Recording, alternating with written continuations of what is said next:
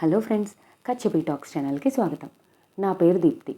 మనం ఎండమూరి వీరేంద్రనాథ్ గారు రాసిన వీళ్ళనేం చేద్దాం అనే నవలని చెప్పుకోబోతున్నాం.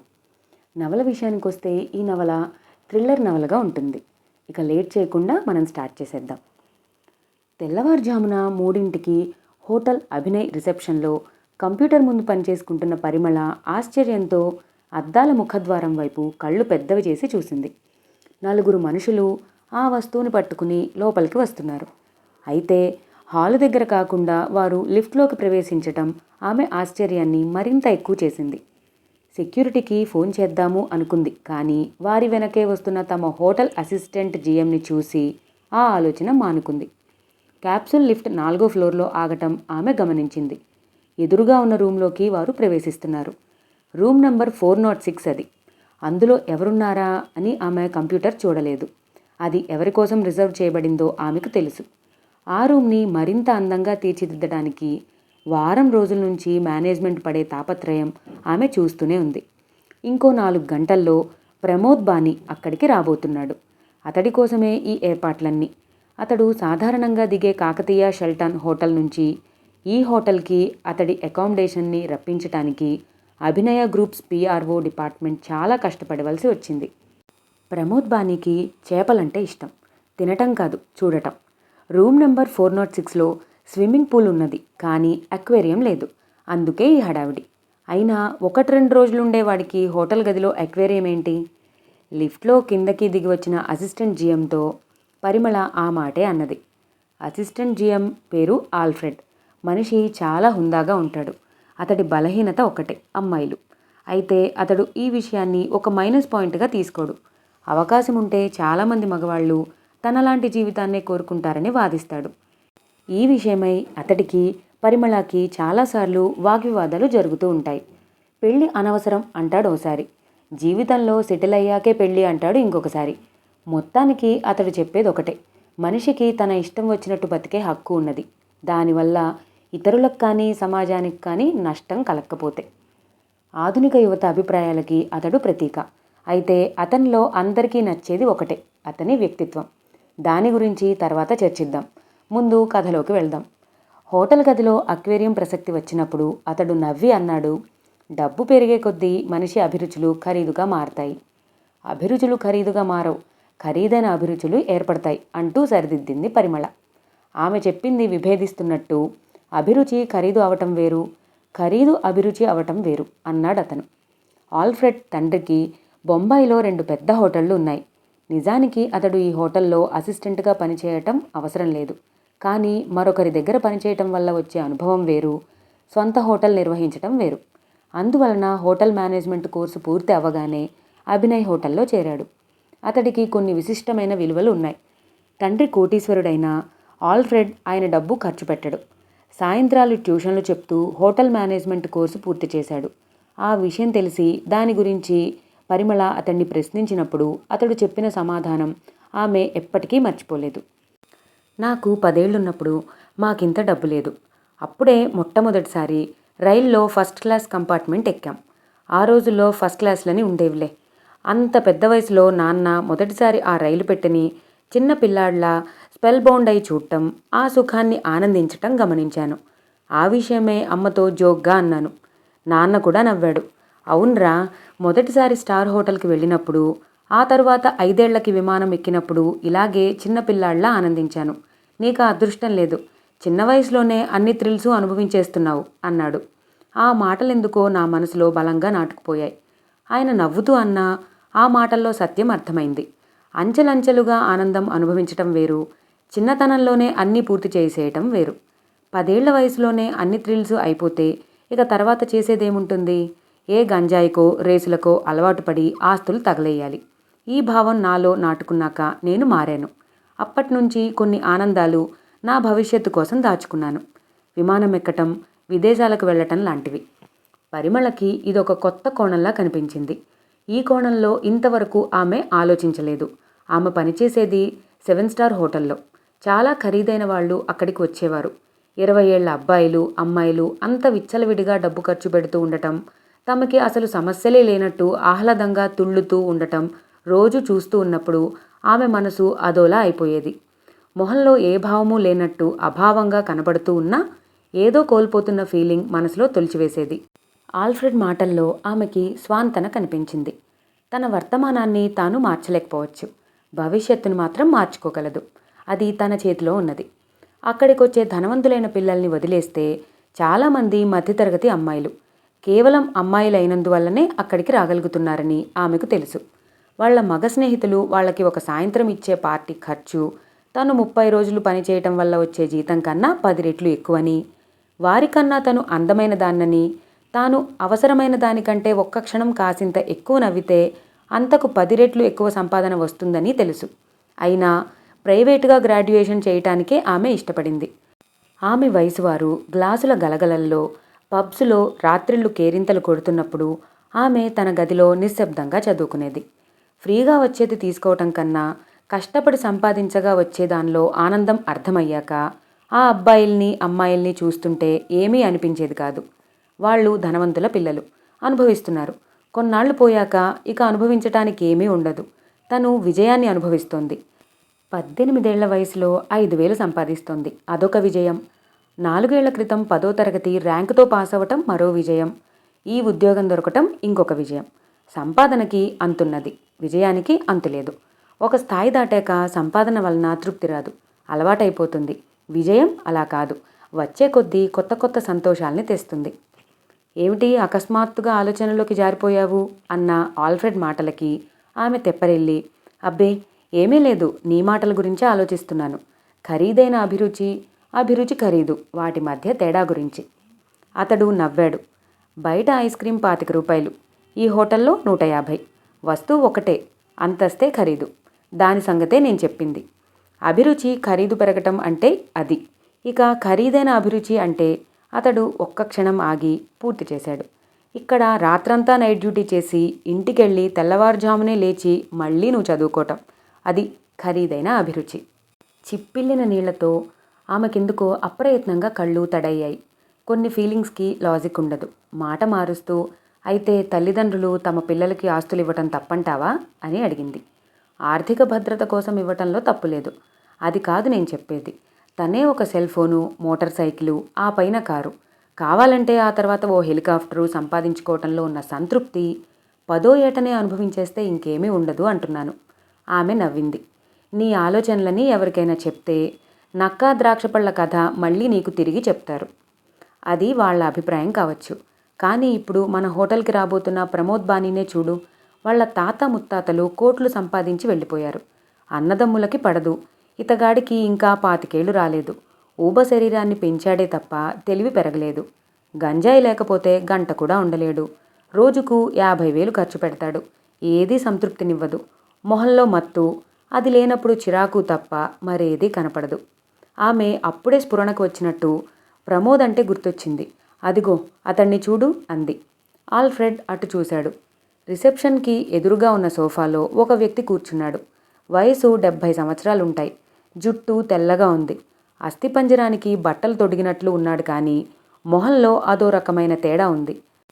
ఒక చేతి వేళ్లల్లో మరో చేతివేళ్లు జొనిపి కళ్ళు మూసుకుని నిటారుగా కూర్చుని ఉన్నాడు. అప్పుడప్పుడు కళ్ళు తెరిచి ఎదురుగా చూసి తిరిగి కనులు మూసుకుంటున్నాడు. ఆల్ఫ్రెడ్ ఆమె వైపు విషయమేమిటి అన్నట్లు చూశాడు. నిన్న పొద్దున్న నేను డ్యూటీ పూర్తి చేసి వెళ్ళబోతుండగా వచ్చాడు. ప్రమోద్ బానీ గురించి అడిగాడు. ఎందుకని ప్రశ్నిస్తే కలవాలి అన్నాడు. ముందు అపాయింట్మెంట్ లేకుండా అలాంటి వాళ్ళని కలవటం కష్టమని, ఎవరు పడితే వాళ్ళకి అపాయింట్మెంట్ ఇవ్వరని చెప్పాను. నేను అడిగితే కాదనడు అన్నాడు క్లుప్తంగా. ప్రమోద్ బానీ పేరిట రూమ్ మరుసటి రోజుకు బుక్ చేసి ఉందని, 24 గంటల తరువాత ఆయన వస్తారని చెప్పాను. అప్పటి వరకు ఇక్కడే ఉంటానని, మరే పని లేదని అక్కడే కూర్చున్నాడు అంది. అతడామెకి రూల్స్ బోధిస్తున్నట్టు, మన హోటల్లోకి ఒక వ్యక్తి ప్రవేశం మనకి ఇష్టం లేకపోతే అతన్ని ఆపే హక్కు మనకుంది. అయితే రేర్ ఆఫ్ ది రేరెస్ట్ కేసెస్లోనే దాన్ని మనం ఉపయోగించాలి. ప్రస్ఫుటంగా కనపడే అంటువ్యాధులున్న వాళ్ళని, తాగి గొడవ చేసేవాళ్ళని మనం బహిష్కరించవచ్చు. ఈ ముసలివాడు అలా ఏమీ కనపడటం లేదు. ఇకపోతే ప్రమోద్ బానీ అతడికి ఇంటర్వ్యూ ఇస్తాడా లేదా అన్నది బానీ తాలూకు పిఏ, బాడీగార్డులు చూసుకుంటారు. మన కస్టమర్లకి రక్షణ ఏర్పాటు చేసే బాధ్యత మనది కాదు అన్నాడు. ఆమె కొద్దిగా తటపటాయించి, అది కాదు విషయం అన్నది. మరేమిటన్నట్లు చూశాడు. ఆమె చెప్పింది. నిన్న పొద్దున నేను డ్యూటీ నుండి వెళ్తున్నప్పుడు ఎలా కూర్చున్నాడో ఇప్పుడు అలాగే కూర్చుని ఉన్నాడు. ఎయిర్ కండిషన్డ్ హాల్ కాబట్టి బయట పనేమీ లేక మెడిటేషన్ చేస్తూ ఉండిపోయాడేమో అని మొదట అనుకున్నాను. కానీ రాత్రంతా నిద్ర లేకుండా అలాగే కూర్చుని ఉండటంతో అనుమానం వచ్చి డ్యూటీ వెయిటర్ని ఇప్పుడే అడిగాను. అతడు కూడా అదే చెప్పాడు. ఏమని? నిన్న పొద్దున ప్రమోద్ బానీ గురించి ఎంక్వైరీ చేస్తూ ఇక్కడికొచ్చి కూర్చున్నప్పటి నుండి ఇప్పటి వరకు, అంటే దాదాపు 24 గంటల పాటు అతను భోజనానికి కానీ బాత్రూమ్కి కానీ లేవలేదు. కనీసం మంచినీళ్ళు కూడా తాగలేదు. అవునా? విస్తుపోయాడు ఆల్ఫ్రెడ్. అవును. ఒకే పొజిషన్లో ఆ సోఫాలోంచి లేవకుండా, కనీసం కాళ్ళు కూడా కదపకుండా 24 గంటలు అలాగే కూర్చుని ఉన్నాడు. అతడి కళ్ళు పెద్దవి చేసుకుని నమ్మశక్యం కానట్టు ఆ వృద్ధుడి వైపు చూశాడు. ఈలోపు బయట పోర్టికోలో వరుసగా కార్లు ఆగిన సవ్వడి వినిపించింది. ఒక్కసారిగా 5-6 జనం, 2 బాడీగార్డులు, మరో 3 సూటు వేసుకున్న వ్యక్తులు లోపలికి వచ్చారు. వారి మధ్యలో ఉన్నాడు ప్రమోద్ బానీ. అప్పుడు తెల్లవారుజామున 4 అయింది. దాదాపు గంట తర్వాత హోటల్లో పొద్దున తాలూకు హడావిడి మొదలైంది. ఏ రూమ్లో వారికి ఏ న్యూస్ పేపర్లు కావాలో మార్క్ చేసింది పరిమళ. F&B మేనేజర్ పొద్దున్న బఫే గురించి హడావిడి పడుతున్నాడు. అరగంట క్రితమే ఇడ్లీ మిషన్ షార్ట్ సర్క్యూట్ వల్ల పాడైంది. అది కంగారు. స్టార్ హోటల్స్ లోపలి అంతర్భాగాలన్నీ ఒకేలా అందంగా ఉండవు. డైనింగ్ రూమ్ల తలుపులు, బయటి శుభ్రత దాటి లోపలికి ప్రవేశించి కొన్ని హోటళ్లలో వంటగదులు చూస్తే మరిక ఆ నక్షత్రాల హోటల్కి వెళ్ళబుద్ధి కాదు. మరో అరగంటకి ఆమె డ్యూటీ పూర్తయింది. చెక్ రిజిస్టర్లో సంతకం పెట్టి కంప్యూటర్లో ఖాళీ గదుల వేకెంట్ పొజిషన్స్ ఫీడ్ చేసి ఆమె బయలుదేరింది. వెళ్తూ ఆ వృద్ధుడు కూర్చున్న సోఫా వైపు చూసింది. అతను అక్కడ లేడు. ఆమె ఉత్సుకంగా హాల్ అంతా కలియజూసింది. అతడు లిఫ్ట్లో పైకి వెళ్తున్నాడు. అతడి మొహం నిర్లిప్తంగా అభావంగా ఉంది. లిఫ్ట్ 4వ ఫ్లోర్లో ఆగింది. అందులోంచి అతడు బయటికి నడిచాడు. 406 రూమ్ బయట ఉన్న సోఫాలో 2 సూట్ వ్యక్తులు కూర్చుని ఉన్నారు. వారు ప్రమోద్ బానీ బాడీగార్డులు. వారి జేబుల్లో రివాల్వర్లున్నాయి. వారి గురించి పట్టించుకోకుండా ఆ వృద్ధుడు గది ముందు నిలబడి బెల్ కొట్టాడు. ఆ సమయానికి పరిమళ వాచి చూసుకుంటుంది. డ్యూటీ అయిపోయింది.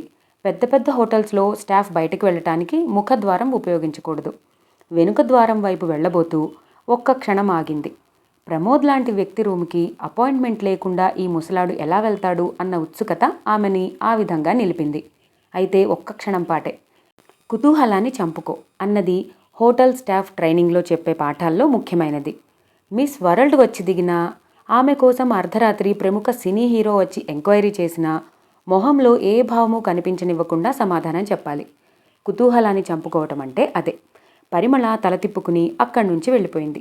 ఆ సమయానికి 4వ అంతస్తులోని గదిలోకి వృద్ధుడు ప్రవేశించాడు. అతడు బెల్ కొట్టగానే వచ్చి తలుపు తీసిన వ్యక్తి ప్రమోద్ బానీ పిఏ. అతడు మొహం చిట్లించి చూశాడు. వృద్ధుడి వైపు కాదు, ఎదురుగా సోఫాలో కూర్చున్న బాడీగార్డుల వైపు. వాళ్ళిద్దరూ ఎదురుగా వరండాలో కూర్చుని మాట్లాడుకుంటున్నారు. వృద్ధుడు బెల్ కొట్టిన సంగతే గమనించలేదు. ఇటువంటి వాళ్ళు తమ మేనేజింగ్ డైరెక్టర్ని ఎలా రక్షిస్తారా అన్నట్లు మొహం చిట్లించాడు అతని పిఏ. ఈలోపు వృద్ధుడు లోపలికి వెళ్ళాడు. పిఏ అతన్ని ఆపాలనుకున్నాడు. కానీ ఆ పాటికే వృద్ధుడు బయటి సిటౌట్ దాటి లోపలికి ప్రవేశించాడు. ఆ గది మరింత విశాలంగా ఉంది. హోటల్ గదిలా లేదు, ఖరీదైన ఫ్లాట్లా ఉంది. అద్దాల అవతల నుంచి స్విమ్మింగ్ పూల్ కనిపిస్తోంది. గోడలకి డబ్బు అద్దినట్లుంది. కార్పెట్ బంగారంలో ముంచినట్లుంది. చివరికి ఎక్వేరియంలో చేపలు కూడా హుందాగా తిరుగుతున్నాయి. మంచం మీద పడుకుని టీవీ చూస్తూ యాపిల్ తింటున్న ప్రమోద్ బానీ అలికిడికి తలెత్తి వృద్ధుణ్ణి చూసి ఆశ్చర్యపోయాడు. అతడి వెనుకే నిలబడి ఉన్న పిఏ భయంగా, కంగారుగా చెప్పకుండా లోపలికి వచ్చేశాడు సార్ అన్నాడు. వృద్ధుడు వెనక్కి తిరిగి పిఏతో, నేను మీ బాస్తో కాస్త మాట్లాడాలి, నువ్వు బయట కూర్చో అన్నాడు. ఏదో మత్తులో ఉన్నట్టు పిఏ బయటకు నడిచాడు. లోపల ఈ సంభాషణ జరుగుతున్న సమయానికి బయట సోఫాలో ఉన్న బాడీగార్డు మరో బాడీగార్డ్తో, ఇప్పుడెవరైనా గదిలోకి వెళ్ళారా అని అడిగాడు. రెండోవాడు అయోమయంగా లేదే అన్నాడు. ఏమో నాకలా అనిపించింది అన్నాడు మొదటి వ్యక్తి. నీ మొహం, భ్రమలకు కూడా ఒక హద్దుండాలి, మూసి ఉన్న తలుపు కేసి చూస్తూ అన్నాడు రెండో గార్డు. ఈలోపు ప్రమోద్ బానీ ప్రశ్నల వర్షం కురిపించాడు. ఎవరు నువ్వు? నీ పేరేంటి? ఎందుకొచ్చావు? నాతో నీకేంటి పని?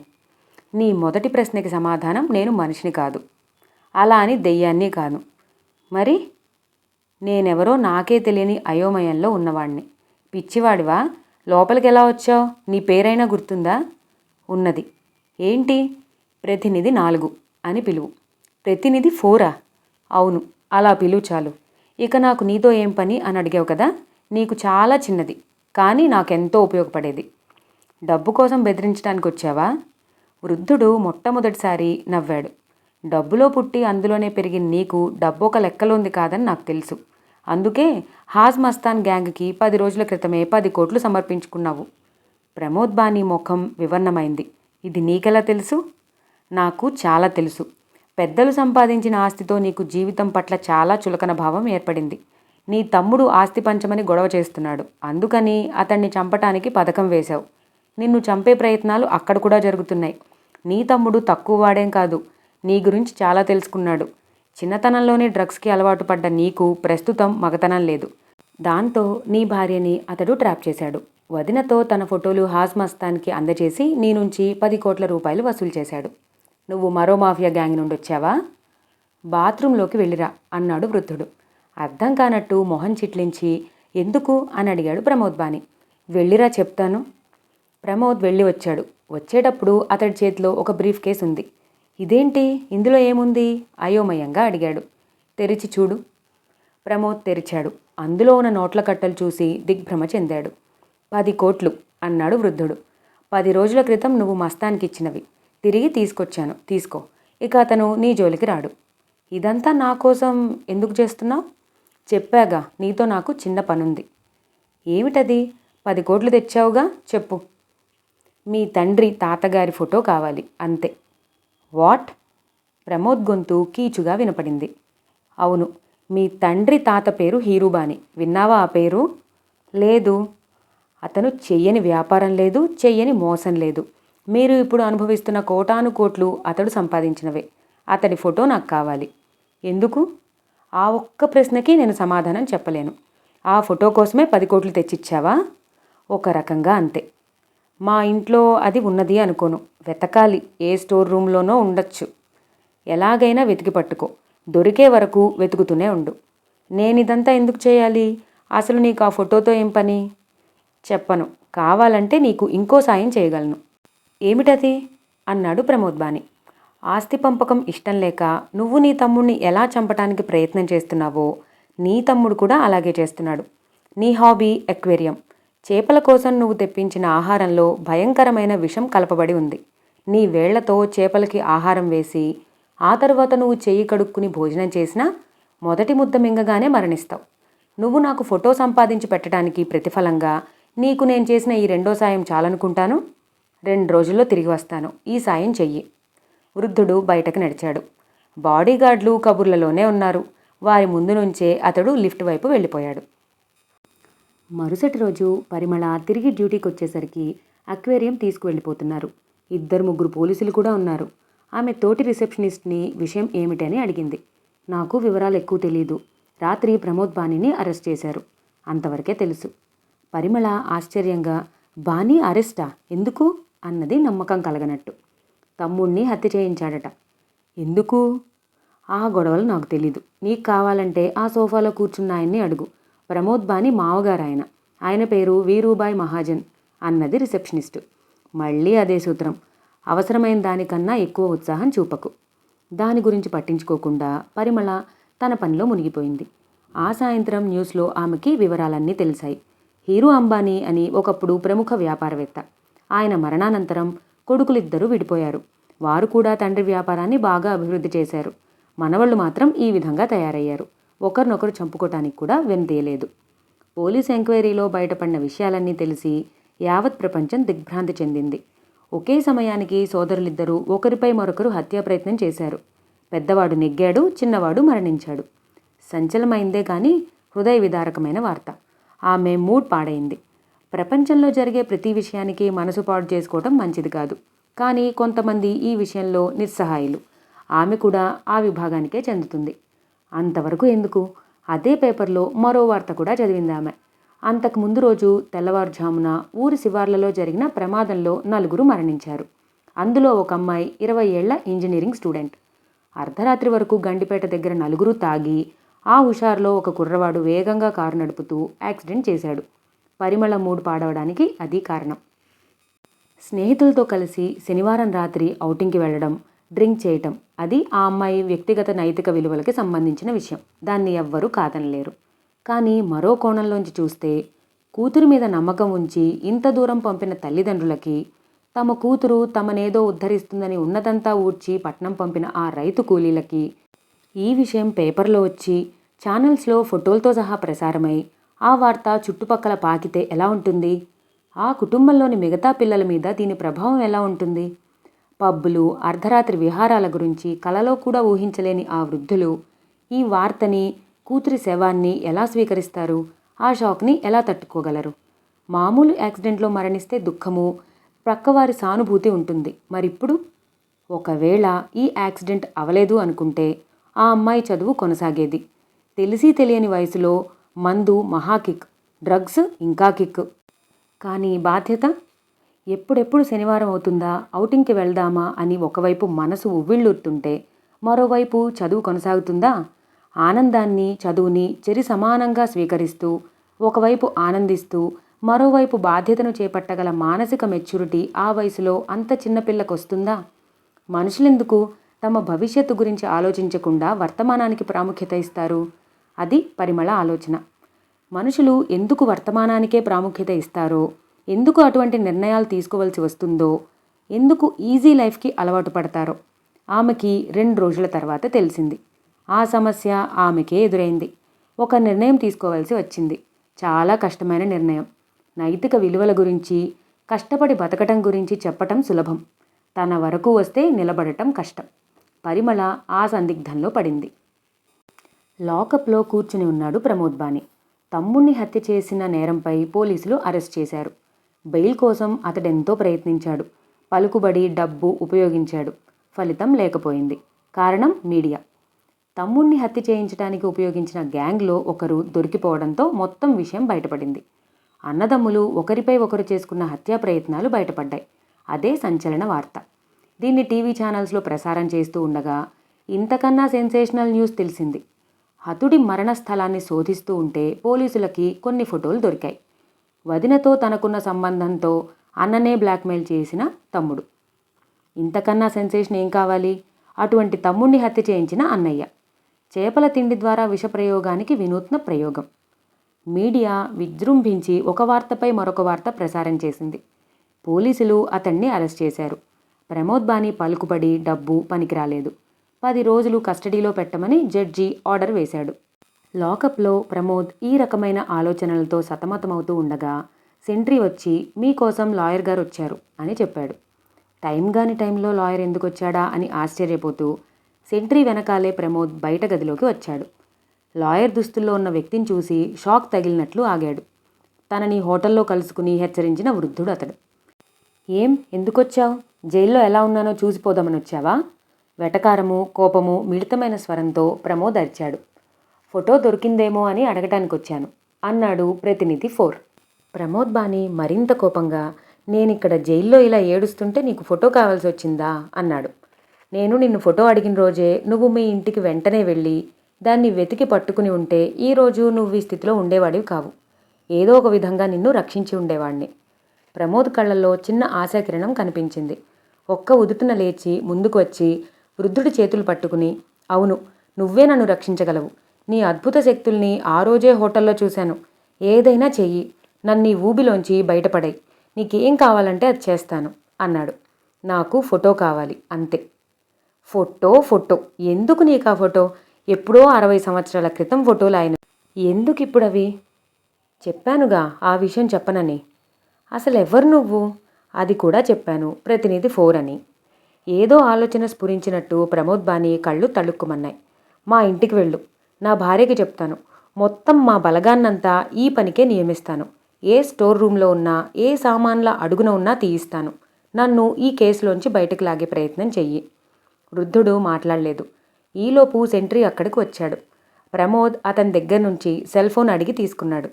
డబ్బు ఏ పనైనా చేయిస్తుంది అని చెప్పడానికి సెంట్రీ అతడికి ఫోన్ ఇవ్వటమే ఉదాహరణ. ప్రమోద్ ఫోన్ చేయబోతుంటే, నీ భార్యకా అని అడిగాడు వృద్ధుడు. ఉక్కిరిబిక్కిరయ్యేంత ఆశ్చర్యంతో, అవును, ఆ విషయం నీకెలా తెలిసింది అని అడిగాడు ప్రమోద్.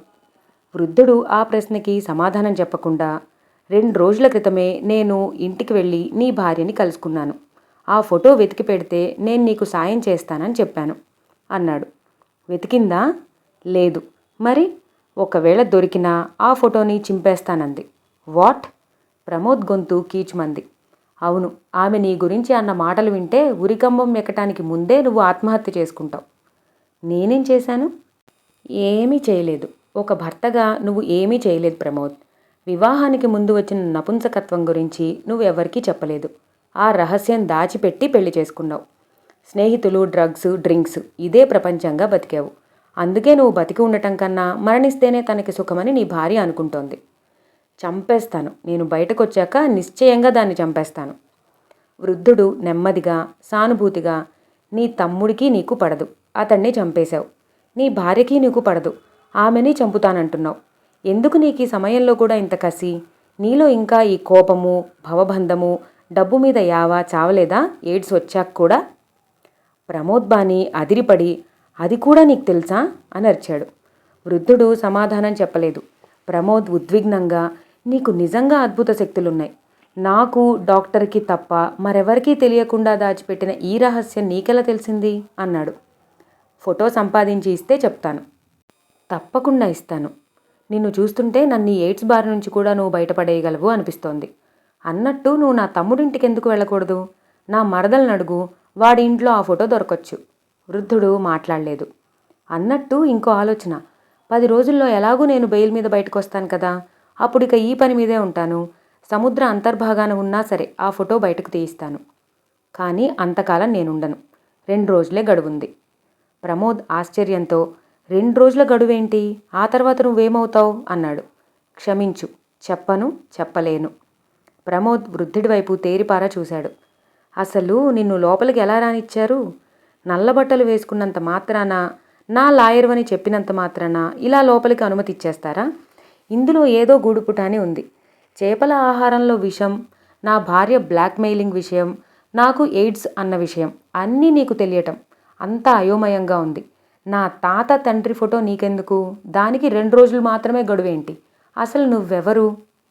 నాకు కావలసిన ఫోటో కన్నా నేనెవరో తెలుసుకోవాలన్న ఉత్సాహమే నీకెక్కువగా ఉన్నట్టుందే.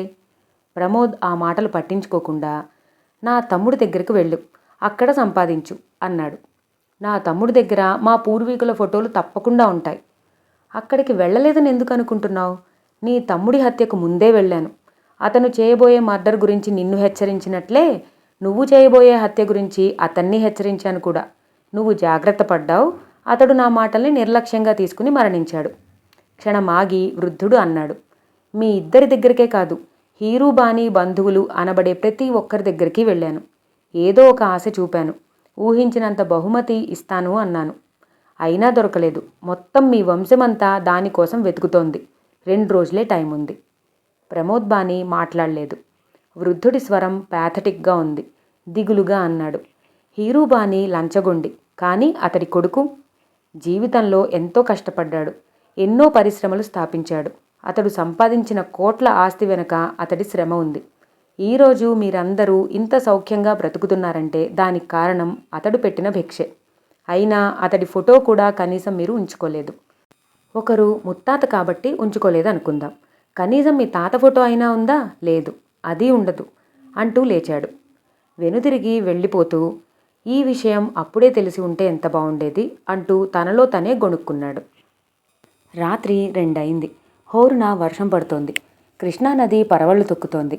కర్ణాటక నుండి వచ్చి చేరుతున్న నీటి ఒత్తిడికి క్షణక్షణం దాని మట్టం పెరుగుతోంది.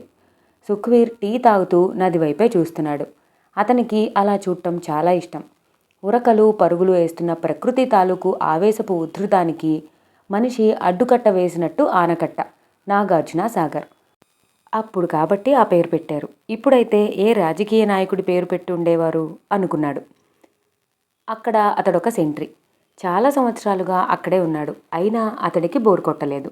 ఎన్నో వేల కుటుంబాలకి ఉపాధి కల్పిస్తూ, పచ్చని పైర్లకి ఆధారంగా నిలుస్తూ, ఆంధ్రమాత నుదుటిన నిలువుబొట్టుగా నిలిచిన ఆ ఆనకట్టను చూస్తూ అతడు గంటలు, రోజులు గడపగలడు. ఎన్నో సంవత్సరాల క్రితం జవహర్లాల్ నెహ్రూ అనే ప్రధానమంత్రి కన్న కల అటది. దానివల్ల ఎంతోమంది బాగుపడ్డారు. సుఖ్వీర్ సింగ్ లోపలికి వెళ్ళి ఖాళీ కప్పు అక్కడ పెట్టి వచ్చాడు. మెరుపు మెరిసినప్పుడల్లా ఆనకట్టకి ఒకవైపు నీటి సముద్రం తళుక్కుమంటోంది. చినుకులు భూమి వైపు బాణాల్లా దూసుకొస్తున్నాయి. ఎందుకో అతడికి ఉన్నట్టుండి భయం వేసింది. వళ్ళు వణికింది. ఇంతకు ముందెప్పుడూ లేదు. ఎంతో ఇష్టమైన దృశ్యం అది. కానీ ఈసారి మాత్రం ఆ దృశ్యంతో పాటు ఒక శబ్దం శరీరం జలధరించేలా చేసింది. చిన్న శబ్దం. అది ఉరుమా? కాదు. గది కదిలిన ఫీలింగ్. గుండె గది అదిరిన ఫీలింగ్. అతడు అయోమయంగా గోడల వైపు చూశాడు. ఆనకట్ట ఒడ్డునే ఉన్న గది అది. డ్యూటీ సెంట్రీల కోసం కట్టింది. మళ్ళీ చిన్న శబ్దం. అయితే ఈసారి అది గది నుంచి రాలేదు, ఆనకట్ట వైపు నుండి వచ్చింది. అటు చూశాడు. చిన్న అనుమానం క్షణాల్లో పెద్దదైంది. కళ్ళు చిక్కిలించి చూశాడు. అనుమానం నిర్ధారణ కావటం లేదు. ఆ అనుమానమే నిజమైన పక్షంలో ఆనకట్ట పగుళ్ల మధ్య నుంచి నీరు తన్నుకొస్తోంది. అది అతడు చూసిన దృశ్యం. అతడు చూస్తుండగానే ఆనకట్ట తెగింది. రెండుగా విడిపోయింది. శత్రుకోట బద్దలవగానే సైనికులు ఒక్కసారిగా ఎలా ప్రవాహంలా ముందుకొస్తారో నదీ ప్రవాహం అలా తన్నుకొచ్చింది. ఇంకొక అర నిమిషంలో ఆ ప్రవాహం తనని కమ్మేస్తుందని, గడ్డిపోచలా తను ఆ నీటిలో కొట్టుకుపోతానని అతడికి అర్థమైంది. వాకీటాకీలో పైవాళ్లని హెచ్చరించటానికి సమయం లేదు. హెచ్చరించినా లాభం లేదు కూడా. మానవ మాతృలెవరూ ఆ ఝరిని ఆపలేరు.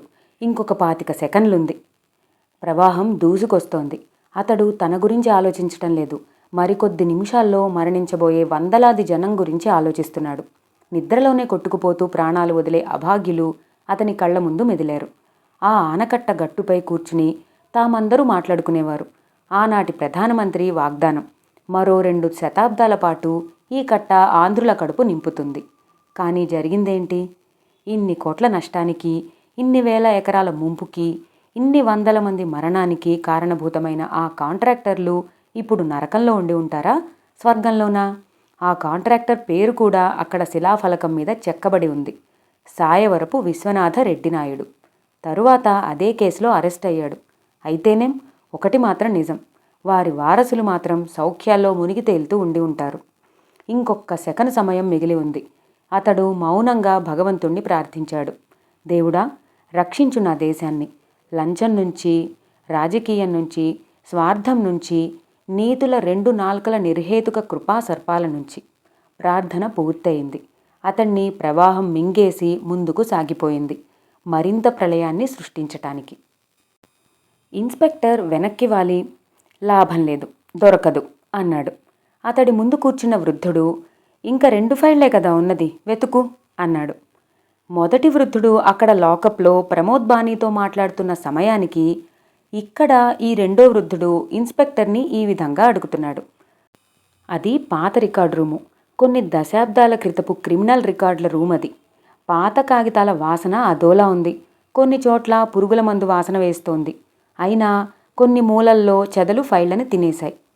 ఇన్స్పెక్టర్ మరో చెక్కరాక్ దగ్గరికి వెళ్తూ, అన్ని సంవత్సరాల క్రితం ఫోటో దొరుకుతుంది అనుకోను అన్నాడు. ఆ మాట గత 2 రోజులుగా ఆ వృద్ధుడి దగ్గర అతడు 25 సార్లు అని ఉంటాడు. ఈ వృద్ధుడు వేరే. మొదటి వ్యక్తిలా సన్నగా కాకుండా కాస్త బలంగా, పొడవుగా ఉన్నాడు. 4 రోజుల క్రితం అతడు ఇన్స్పెక్టర్ దగ్గరికి వెళ్ళాడు. నాకొక ఫోటో కావాలి. ఇన్స్పెక్టర్ మొహం చిట్లించి, ఇది ఫోటో స్టూడియో కాదు, పోలీస్ స్టేషన్ అన్నాడు. వృద్ధుడు నవ్వాడు. నేను ఇప్పుడు నీ ఇంటి నుంచే వస్తున్నాను. నీ కూతురికి పోలియో చిన్నతనం నుంచి ఉంది, అవునా? అవును. అయితే? దాన్ని నయం చేసి వస్తున్నాను. ఇన్స్పెక్టర్ ఒక్క క్షణం అర్థం కానట్టు చూశాడు. అతడి అనుమానం గ్రహించి వృద్ధుడు అదే చిరునవ్వుతో, ఇంటికి ఫోన్ చేసి కనుక్కో అన్నాడు. ఇన్స్పెక్టర్ సాంబమూర్తి సందిగ్ధంగానే ఇంటికి ఫోన్ చేశాడు. అట్నుంచి భార్య కంఠం ఉద్విగ్నంగా వినిపించింది. నేనే మీకు చేద్దామనుకుంటున్నానండి. కలో నిజమో అర్థం కావటం లేదు. మన కేదార గౌరీ కాలు బాగుపడిందండి. ఫోన్లోనే ఆనందంతో ఆమె ఏడ్చేసింది. ఎవరో ఆ మహానుభావుడు దేవుడు పంపగా వచ్చినట్లున్నాడు. ఒక్కసారి కాలు నిమిరాడు, అంతే, అమ్మాయి నడవటం మొదలుపెట్టింది. ఇన్స్పెక్టర్ చేతిలోంచి అప్రయత్నంగా ఫోన్ జారిపోయింది. నమ్మశక్యం కానట్టు ఎదుటి వ్యక్తి వైపు చూశాడు. వృద్ధుడు నవ్వుతూనే, నీకీ సాయం చేశాను కదా, మరి నాకా మాత్రం సాయం చేసి పెట్టవా అని అడిగాడు. అప్పటికి ఇన్స్పెక్టర్కి ఉద్విగ్నత కాస్త తగ్గింది. దాని స్థానే సంభ్రమం చోటు చేసుకుంది. వంగి వృద్ధుడి కాళ్ళు పట్టుకోబోయాడు. కానీ అతడు వారించాడు. సాంబమూర్తి అన్నాడు, మీకు నా కృతజ్ఞత ఎలా చెప్పాలో తెలియటం లేదు. 12 ఏళ్ల నుంచి నేను నా భార్య మానసికంగా కృంగిపోతున్నాం. మీకేం కావాలో చెప్పండి, చేస్తాను. కొన్ని దశాబ్దాల క్రితం నాగార్జున సాగర్ ఆనకట్ట కట్టడంలో కొన్ని అవకతవకలు జరిగాయి. సాయవరపు విశ్వనాథరెడ్డి నాయుడు అనే కాంట్రాక్టర్ని అరెస్టు చేసి కొంతకాలం జైల్లో పెట్టారు. అతడి ఫోటో కావాలి. ఎప్పటి కట్టడం అది? అంత పాత కేసా? చాలా కష్టం. అందుకేగా నీ దగ్గరకు వచ్చాను. ఎందుకు మీకు ఆ ఫోటో? క్షమించు, ఆ ఒక్క ప్రశ్నకి సమాధానం చెప్పలేను. ఎవరు మీరు? నాకే తెలీదు, ఇంకా శోధిస్తూనే ఉన్నాను. ప్రస్తుతానికి ప్రతినిధి 3 అని పిలు. ఇన్స్పెక్టర్ ఆశ్చర్యంగా ఏదో అడగబోయి మనసు మార్చుకుని, మీకు అతని ఫోటో కావాల్సి వస్తే ఇక్కడికెందుకు, వాళ్ళ ఇంటికి వెళ్తే ఇస్తారుగా అన్నాడు. వెళ్ళాను. వాళ్ళ ఇంటికే కాదు, అతడి వారసులు అనబడే వారందరి దగ్గరికి వెళ్ళాను. ఎక్కడా లేదు. బహుశా క్రిమినల్ అని ఇంట్లో ఫోటో పెట్టుకోలేదేమో ఎవ్వరు. వృద్ధుడు నవ్వి, కేసు నిరూపణ అయ్యే వరకు ఎవరూ క్రిమినల్ కాదు అన్నాడు. ఆ తరువాత గాలింపు మొదలైంది. తన కుటుంబానికి చేసిన సాయానికి ప్రతిఫలంగా ఇన్స్పెక్టర్ వృద్ధుడి రుణం ఉంచుకోకుండా సాయపడ్డాడు. కానీ 50-60 సంవత్సరాల క్రితం ఫోటో. ఆ మరుసటి రోజు కూడా వాళ్ళిద్దరూ ఆ పని మీదే ఉన్నారు. పొద్దున్నే 10 అయింది. అయినా చీకటిగానే ఉంది. వర్షం ఎడతెరిపి లేకుండా కురుస్తోంది. రెడ్డినాయుడు గురించి వృద్ధుడు చెప్పాడు. మొదట్లో ఈ రెడ్డినాయుడు చిన్న చిన్న మోసాలు చాలా చేశాడు.